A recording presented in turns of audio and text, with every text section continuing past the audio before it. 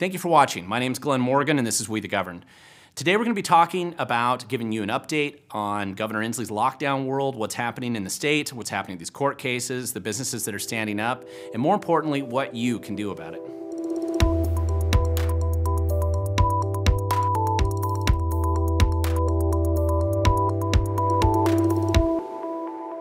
Well, we're back in Washington State, and as we're starting out 2021, there's certainly a lot of things going on right now. And just to be focused on what's happening in our state, I wanted to kind of go back and look at the lockdown rebellion that is going on right now against Governor Inslee and the lockdown, the never-ending lockdown orders that he's imposing on the rest of the state. And I think it's kind of important to look at this because this has been ongoing and growing since about, I would say about late April, May of this year. It just seems to keep growing and escalating around the state because we've been in this lockdown now for about 10 months, and there doesn't seem to be any end in sight. And so this really started out to some extent with just a lot of people coming out and doing protests in Olympia, like this photo here, or going out like this group of people down just a couple weeks ago down in Lewis County in Chehalis, supporting Spiffy's restaurant and some of the other restaurants like the Farm Boy and Stuffy's that were willing to stand up and push back against Governor Inslee's heavy-duty, heavy-handed lockdown orders. You also see people around the state just getting engaged and aggressive at even turning their vehicles into basically permanent anti-Inslee bumpers there. I had to censor this truck. It wasn't appropriate for YouTube, but basically these people they're not happy with the governor, and you see this increasing more and more. And there's a very negative attitude about people being directed at Inslee, particularly because these lockdown orders got much more aggressive after the election. After Inslee got basically now his third term, this is when he suddenly was willing to dump a lot more aggressive attacks on businesses or on the community, and that's how this is perceived. The lockdown orders are generally being viewed as a highly destructive, unnecessary, over-the-top effort that uses a pandemic as the excuse, but from a public policy standpoint, is producing terrible results in these communities. This is a photo just from a few weeks ago, or from a few days ago, outside of the Farm Boy restaurant in Thurston County, where you see citizens getting together like this before court hearings and stuff, trying to show the support for these local businesses who are willing to stand up and push back. And part of the reason for this is because Governor Inslee's lockdown isn't ending. It never ends. Every time it just seems to be pushed forward. I mean, remember just 2 weeks to flatten the curve. Nobody believes anything the governor is saying anymore. It's almost become a running joke. Every time the more aggressive lockdown orders get pushed or proposed and Inslee attaches an end date to it, nobody believes that anymore. Everyone knows that date just keeps going on and on and on. And Inslee and the bureaucracy and the Attorney General and all this crew that's really pushing the whole lockdown as primary public policy, nobody really believes that's going to end, particularly because there seems to be this willingness to reward mega corporations and campaign people who've donated to the Democrat political cause. And remember, the Democrat Party essentially controls Washington State right now. They control both houses in the legislature. They control the governor's office. They don't control by a large margin in the legislature, but they still control both houses. And so they're able to kind of get away with whatever they want. And these policies that are being implemented are really coming from that side. And although the Republicans have pushed back, it's been relatively anemic pushback so far. So the other part about these lockdowns is that the primary targets seem to be very small businesses, particularly rural businesses.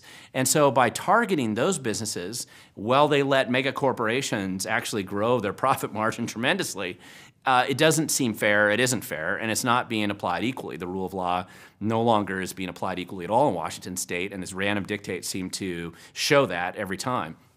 So the other problem that's related to that is that, the government safety net that in theory exists to help people when they lose their jobs or when there's a downturn, temporary downturn in the economy, that's been a total failure as well. These unemployment benefits aren't being given to some of these lower income people who are working.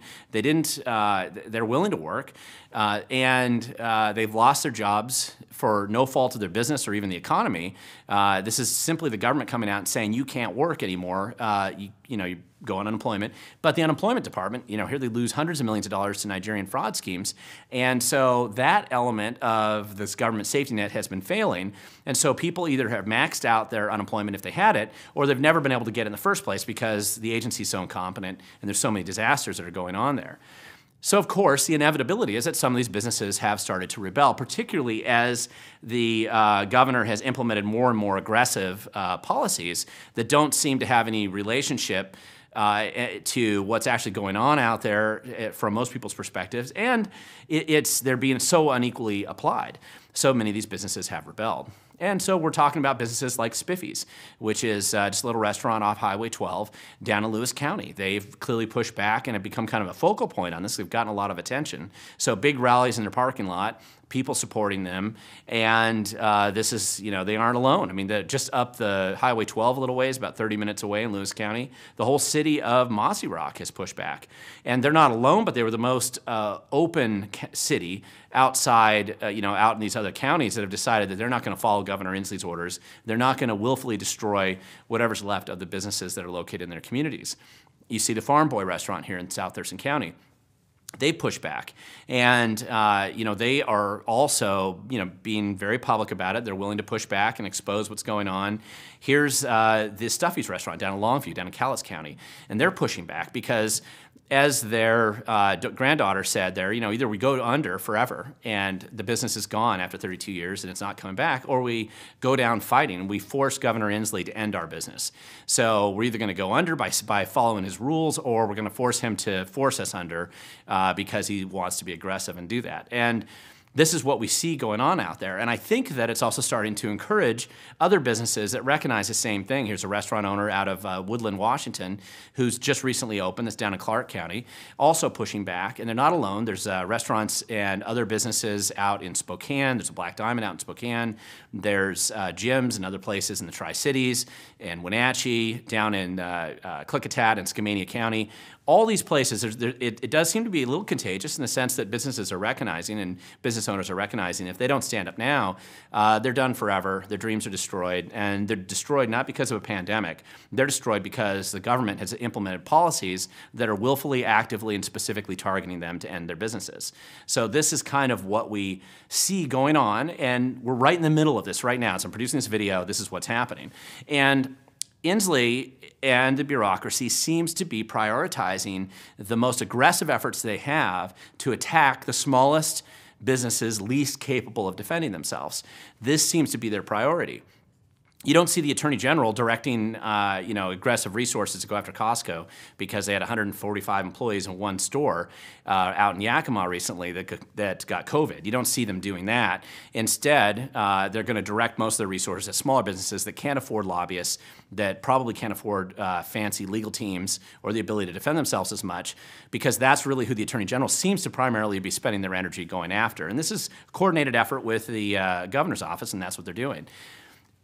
It's particularly odd because the unemployment department and the unemployment security department, ESD, it's such a disaster because the amount of money that they've lost there is unprecedented. There's never been a time in a long history of egregious incompetence of government agencies in Washington State. There's never been a time that we've seen one this incompetent, this disastrous, and ridiculously so, where they basically sent hundreds of millions of dollars to a Nigerian fraud scheme. Instead, they spend all their energy trying to find a way to whitewash it, to cover it up, to pretend like it's not happening, or it's not as bad as it appears, and no one is held accountable. Nobody. You don't see the Attorney General carrying a thing about that. There's not going to be any investigations. In fact, most of the effort, sure, they sent the auditor in there to do a little, patty cake investigation. Nothing's going to happen there. They all know that the insiders are protected, and that's a problem because at the same time that they're doing this, they're also just ignoring the disaster that's occurring in the cities. This kind of decay and the violence, you don't see the law being applied there. And this is really producing this sense, a very clear sense that's being communicated to the people of Washington State that the rules just aren't the same. Violence and destruction in Seattle, like some from the protests earlier this summer, it goes on with impunity. Nobody's really being prosecuted for breaking windows or destroying cars or destroying the city. That's just fine. Nobody cares about that. There doesn't appear to be any effective approach to how they deal with the green space pollution with the homeless camps and the drug addiction and the widespread kind of junkie camps that are being supported in the cities of Olympia and the city of Seattle in particular. That just seems, this is a green space. This is your modern green space in the environmentally friendly and city of Olympia. I mean, this is how things keep going. And the state's, meanwhile, imposing $100,000 plus fines on these little businesses that dare to stand up and try to resist Inslee's goal and objective of destroying their future. And the state keeps pushing to move these court cases to Thurston County. And this is also an element of the unfairness that seems to be coming out of this whole lockdown world, in that the state is definitely trying to push these cases to Thurston County because the perception is that those are tame judges. These are judges who have a long history of both working for the state. Most of them did at some point in time before they became judges. They worked for the Attorney General's office or maybe the FBI or something. They have a history of working in government before they became judges. And the belief is that they give the government the benefit of the doubt in almost every case. And Thurston Superior Court has a reputation as the place where the Constitution goes to die and your freedom and liberties go to die a hard and solid death there, because the judges put a stake in it and they ensure that they will do anything they can to defend the state, no matter what the state does. And this is, whether that perception's always consistently fair or not, that's the perception that we have. The state clearly believes they're going to do much better by going to Thurston County. And so this is creating this additional element of unfairness. In addition to directing all the resources to attack these businesses, they're making sure they're not going to get a fair hearing by shoving it into a friendly, tame court system. And so despite all these obstacles and the drama that's going on out there, most of these businesses are still sticking with it. And I think partially it's because their back's up against the wall. They're going to be destroyed anyway. And so they might as well try to push back on the way out the door. Either the state's going to completely and absolutely force them and destroy their lives and their dreams forever, or that maybe they'll be able to prevail. So, hope springs eternal. This is the pushback. There has to be some effort going on, and that's what's happening right now, and they're remaining defiant in this situation. Now, what's interesting when you look at the court cases, some of the cases in Eastern Washington, the extreme fines from Illinois and others have been thrown out. The judges have thrown them out over there, which may be one of the reasons why they're trying to move them all back to Thurston County. But so these businesses are trying to find workarounds, or trying to find some ways to still exist. But the cases that are going before the Thurston Superior Court recently, most of the hearings that we've had in the last few weeks have just been about kicking the can down the road, getting continuances because sometimes these small businesses don't have legal representation yet, or they're getting delays, or they're getting temporary restraining orders, which are being ignored. And so the judges are reaffirming their restraining orders and imposing additional fines. But it's all funny money right now because nobody's collected the fines yet. They're just they're all being imposed in the legal system. Now, Inslee's current lockdown orders have only been extended at this point in time until about January 11th. Now, most people believe he's going to keep going for many months after that. But that's not a coincidence, because that's the date that the legislature comes back into session. And this is adding to now this other surreal element of the current world that we're living in, this lockdown world, is that they're planning to make these Zoom meetings. So you won't have the ability to testify in person in front of committees or in front of your legislator or even observe what's going on. So we're expecting a whole situation where there's going to be technical glitches. Conveniently, people who they don't want to hear from will get their testimony cut off. Legislators will have convenient problems where, legislators are daring to question what's going on, or they aren't following the dominant orthodoxy of the day. They get cut off. Censorship will be in full force, and not just censorship, but just incompetence. I mean, it's anybody who's been on Zoom sessions knows sometimes there's technical glitches, and it isn't even clear that Olympia has the ability to totally implement something like this in any kind of a successful way.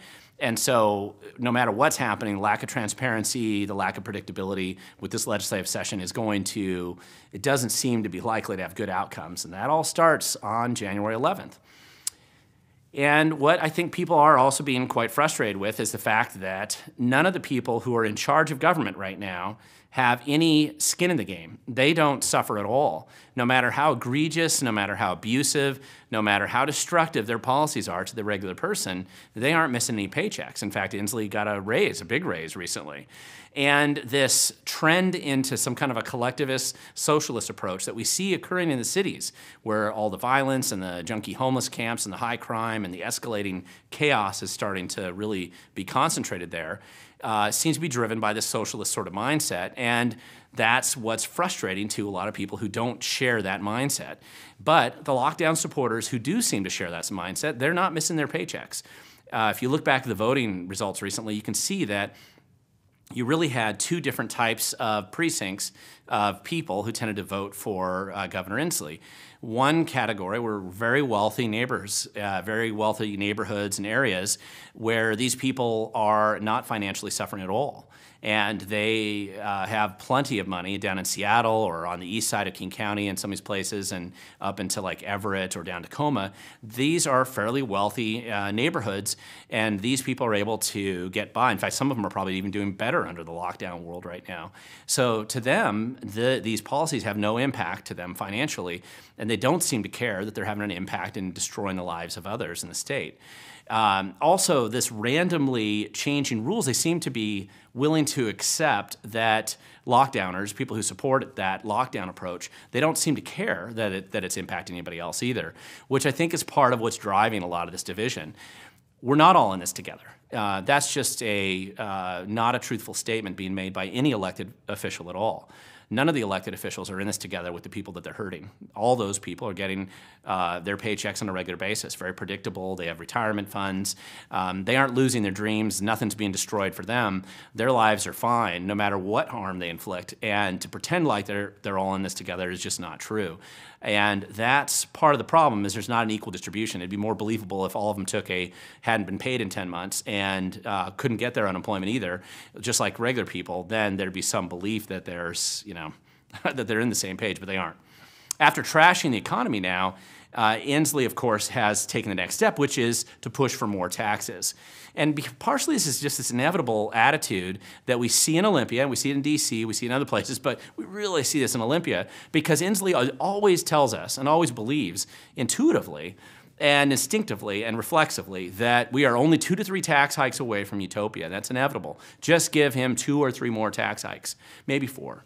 Right? And then utopia is there, because that's all they need is more of your money or more of somebody's money so that they can kick it back to their friends and create these grant grifting schemes and other types of wealth transfer sort of operations that reward their friends and punish their enemies. And that's just a ridiculous sort of approach, and that's the scenario that we're facing right now.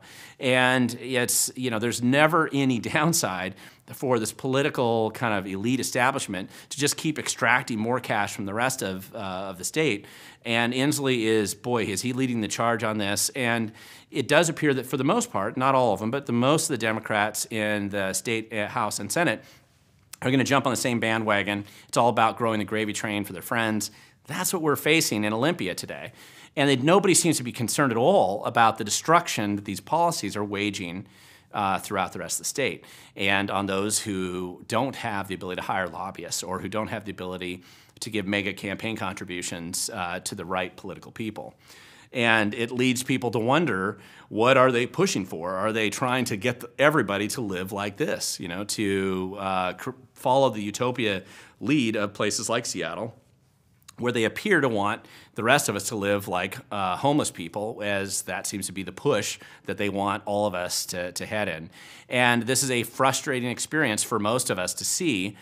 And the question is, after looking at the situation that we're in this lockdown world, what can you do? And I'm going to keep going back to this because I think it's really important for people to realize organizing with like-minded neighbors and community members is a critical step. You cannot just withdraw into yourself. And you can't just stand alone. You need to have friends. You need to have a friend network. It's more critical now than ever. We're likely to be facing kind of some tough times moving ahead. It's best to organize with other people, because this way you can help each other when you're in tough times. You can share information, because it looks like censorship is going to become a bigger part of our life as the big tech giants decide to jump in bed with this, with the political leadership. They don't seem to be separating themselves. They seem to be kind of fusing together. So we're going to have to find ways of sharing information, and we want to be resilient and prepared. This isn't an inevitable decline, but we're in a tough spot right now, and the best thing to do is to join together so we can reduce the harm that's being inflicted on our neighbors and our friends. And then be willing to stand up and to take chances and support those who are out there jumping into the fray and being willing to actually confront the other side. You're not alone, and I think that that's very important to remember that. You know, the future's unpredictable, but the best thing to do is be prepared. Be prepared is the Boy Scout motto, but it's a good motto in general, and I don't think it's a good idea to put your political faith, your faith, into politics, or politicians more specifically, because you know, they're going to let you down. That's not your path to salvation, but they do tend to move in waves, and right now most political insiders realize we're probably facing a pretty big pushback in a wave election pushing in another direction, away from these real abusive policies in 2022. Now, what they would prefer, they being the political leadership and those in charge right now getting ready to just blow out the budget even more, they want you to be apathetic. You don't want to be apathetic. You're not alone. The only way you're going to be able to make an impact or have a difference or help turn things around is if you help work with others, your neighbors, your friends, others who feel the same way you do. You're not alone. I mean, you can see that large numbers of people, thousands of people, in fact, in Washington State, if the recent elections are any example or have any relevance to what's going on, you have at least 1.7 million people in Washington State alone that feel probably the same way you do about what's going on with Inslee and in Olympia, and it's probably more than that now as more lives are impacted. So it's just important to realize that we can push back, we can make a difference, but we have to get organized, get together, and be willing to stand up and make a difference. That's the only way to turn things around in the state. Be prepared for those opportunities. And when that happens, I hope that you're going to be willing to join with those who are charging ahead and trying to make a difference and improve life for the rest of us. Thank you for watching. If you like this video, hit like down below. Feel free to subscribe and share it with others so that we can kind of spread the word. And if you want to learn more about what we discussed today, go to wethegovern.com. If you think I missed something, feel free to add that in the comments below. I do try to respond to as many of those as I can. And remember, it looks like it's tough out there. People are having tough times. I know many of you are as well. This is the time that we have to stand and push back, and this is the time that we have to help our friends and neighbors. Just be aware that a lot of people are having tough times out there. And remember, the future does belong to those who show up.